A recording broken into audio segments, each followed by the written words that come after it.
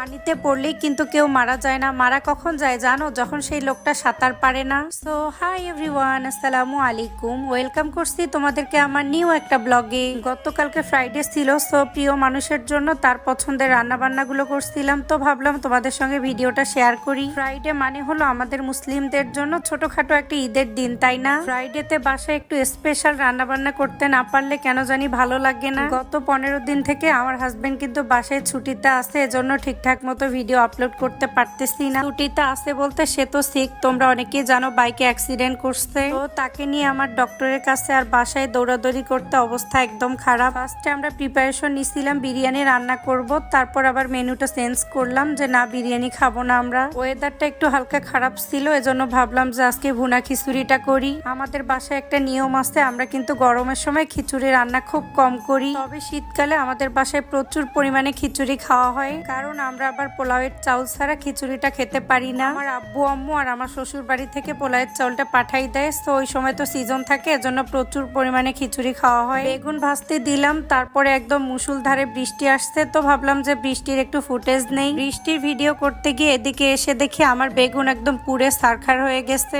আজকের প্রত্যেকটা রান্না তারিকের অনেক বেশি পছন্দ, সে হচ্ছে ভুনা খিচুড়ির সঙ্গে বেগুন ভাজিটা অনেক পছন্দ করে। বেগুন ভাজিটা পুড়ে যাওয়ার পর মনটা অনেক খারাপ ছিল, তারপর সে বলল যে ঠিক আছে এটা কোনো ব্যাপার না।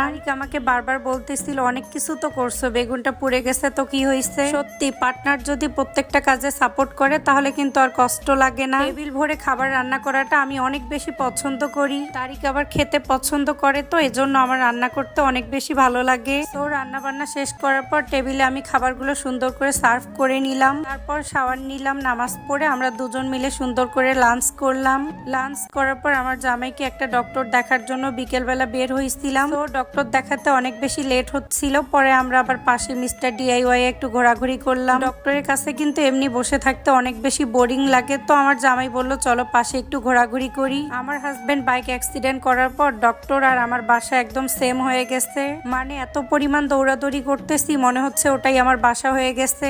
বিপদে পড়লে অনেকে মনে করে যে বিপদ থেকে সে মনে হয় উদ্ধার হবে না। শুরুতেই তোমাদেরকে বললাম না যে পানিতে পড়লেই কিন্তু লোকে মারা যায় না, তেমনি বিপদ কিন্তু জীবনে বেঁচে থাকলে অনেক আসবে। তুমি যদি বিপদের বিরুদ্ধে রুখে দাঁড়াতে পারো তাহলে কিন্তু এগুলো কিছুই না। সাময়িক সময়ের জন্য কিন্তু অনেক বেশি খারাপ লাগতে পারে, তবে ইনশাল্লাহ এগুলো ধীরে ধীরে ঠিক হয়ে যাবে। একটু আমাদের জন্য বেশি বেশি করে দোয়া করিও। তো সত্যি বলতে আমি আমার হাজবেন্ডকে ভীষণ ভালোবাসি, আমার একটাই কথা যেভাবেই হোক তাকে আমার সুস্থ করাই লাগবে, কারণ হলো তাকে আমি অনেক পরিমাণে ভালোবাসি। দ্বিতীয়ত হলো যে ভালোবাসার মানুষ বেঁচে না থাকলে এই পৃথিবীটাই অন্ধকার। যাদের পার্টনার নাই তারা জানে যে পৃথিবী আসলেই কতটা কঠিন। আমার কাছে মনে হয় বিয়ের আগে বাবা যেমন বটগাছ, বিয়ের পর কিন্তু স্বামীও মেয়েদের জীবনে বটগাছ। ইনশাল্লাহ আমি আল্লাহ তাআলার কাছে দোয়া করতেছি আমি এই যাত্রায় সফল হতে পারবো। তো আজকের ভিডিওটা এ পর্যন্তই, তোমরা আমাদের জন্য বেশি করে দোয়া করিও। আল্লাহ হাফেজ।